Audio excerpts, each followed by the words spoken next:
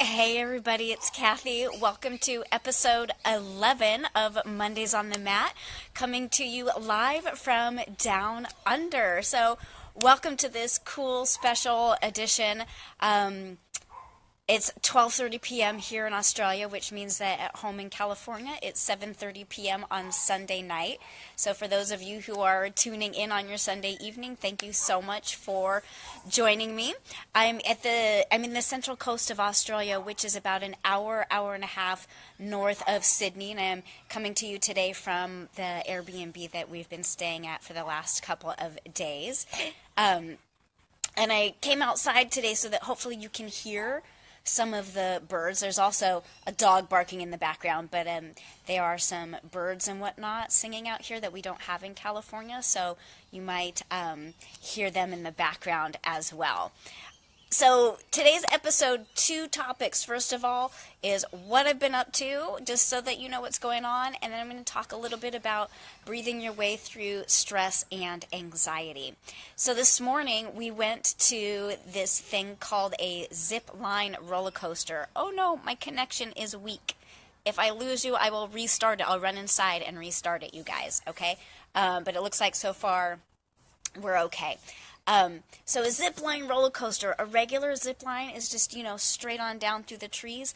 But this thing, first of all, so fun. I was laughing hysterically and screaming and wow, so crazy. So it goes down and around the trees and back and forth, and it has like a little, like dip-de-doo, and the whole thing is long. It takes like 3.5, 4 minutes to do the whole ride. It's a kilometer long, and so worth it, so much fun. I would totally recommend it. It's too bad there isn't one where we live, but I think there's now one in Florida. But this one we were on here in Australia is the world's longest at a kilometer long, and I still have my wristband on. So it's called, can you see that? It's called it's backwards, I know, but it's called the Treetop Crazy Rider. So if you're curious and you want to check it out, you can look it up online.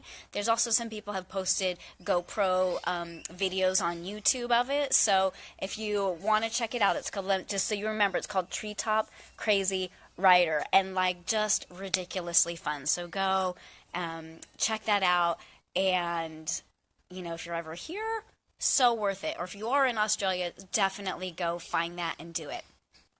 But so today's yoga topic is going to be breathing your way through stress and anxiety. And as a reminder, the type of yoga that I practice and teach is Raja Yoga, which is the royal path of yoga, and it's combined with Hatha Yoga.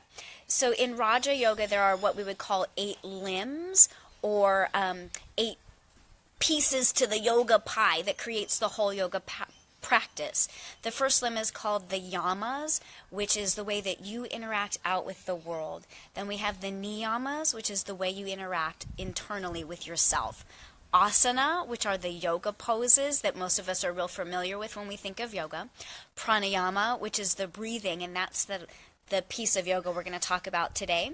And then finally there's dharana, dhyana, and samadhi. Oh, I'm sorry, I forgot pratyahara. Before that, pratyahara, withdrawal of the senses, and then dharana, dhyana, and samadhi, which are techniques for concentration, ultimately leading to meditation. And I see I'm getting sun glare because the light is changing on me. There, I'm going to lean back a little. So pranayama is a really great way to help moderate yourself through highly stressful times. I'm still seeing that sun glare and it's bugging me, you guys, so I'm going to turn just a little bit and see there if that gets rid of it. Cool.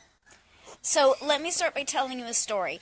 Couple days ago, my husband and I were on a 14-hour flight over here from LAX to Sydney, and it's a red eye, which is great because you can sleep through a big chunk of the trip, and it's not so bad. But for some reason, I was getting over a cold, and so the pressure, first of all, like my head, I just had a headache from the pressure of the airplane. and I was trying to sleep, and we kind of had a little bit of turbulence. I mean, it wasn't like the worst ever, but it just kind of kept waking me up. And with the headache and that waking up, I started to feel anxious a little bit, and I could feel my anxiety rising. And I was like, I've never been sick on a plane. What if, oh my God, I get sick? Like, and then, the thoughts started going crazy. And I checked in with myself, and I could feel that my breath was really short and shallow. I wasn't panting, but it was getting close to something that could almost resemble that, where I wasn't really breathing. And so I just dropped into what's called samavriti, and that helped so much. What samavriti is an even breathing. It means that your inhales and your exhales are of equal length. And the thing is, when we start to get really high stress or anxiety, our breath isn't equal on the inhales and exhales. It's either like I was describing, which is really short and shallow, or we're taking these big inhales and holding the breath in. And however you get like really stressed out or freaked out or worried, and somebody says to you, breathe. And what do? You go, and you take in a huge inhale, and you don't let out the exhale, or you let out like a little kind of an exhale. And the problem with that is that the breath is prompted by your need to exhale. So the buildup of carbon dioxide in your bloodstream is what's signaling your brain that you need to exhale and take another breath.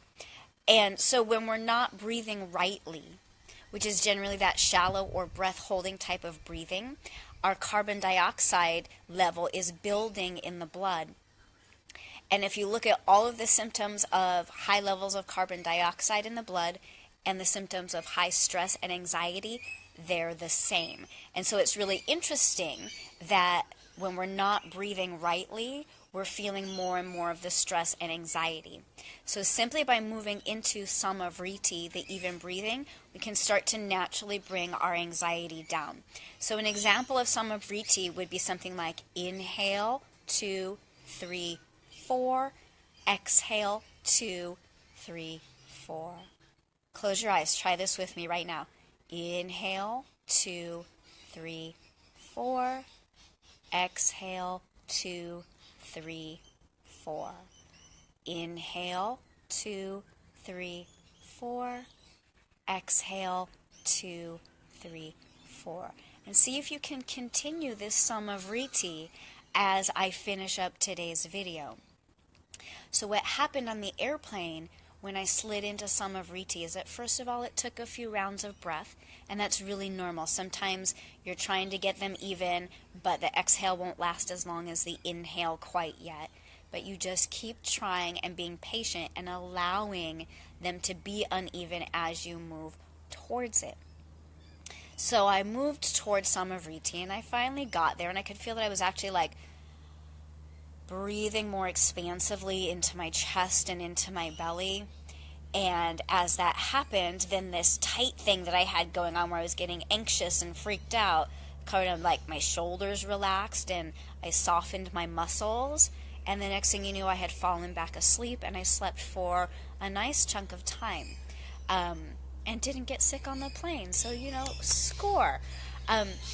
So anytime you catch yourself in high stress, move towards samavriti. Now, there's all kinds of pranayama exercises and breathing techniques that have breath holding or breaking up the inhales and breaking up the exhales. Let's not even worry about those right now, because that breath holding can adversely affect you. So samavriti, and I would recommend that you practice the samavriti not just when you're in your yoga class or when you're doing your yoga practice, and not just when you're freaking out, but at other times, so that it starts to become really natural. Like practice when you're driving your car or doing your dishes or any of those types of things, so that when the stress does come up or the anxiety does come up, you can drop right naturally into that even breath and watch and observe how over a couple minutes of time, everything just drops down. So that is today's really quick and easy yoga lesson, reducing your stress with some breathing just that equal 1, 2, 3, 4. 1, 2, 3, 4. You might find as you relax, you can get up to 5 or 6. I probably wouldn't recommend you going beyond 5 or 6 on the inhales and exhales when you're stressed out, because then it's like, oh, the brain is going to get involved and start compounding that as well. So enjoy your samavriti, your even breathing, your pranayama. Next week, I'm going to be coming to you live from Adelaide, which my brilliant husband described as the Texas of Australia. If that gives you any sense, right now we're on the East Coast. And so Adelaide is not all the way on the West Coast. It's just kind of partly over in this little bay. And that's where I'm going to be coming to you from next week. And real quick before I leave you, I'm just going to give you a quick spin of the camera so you can see a little bit more of what it looks like here. So hang on, check this out.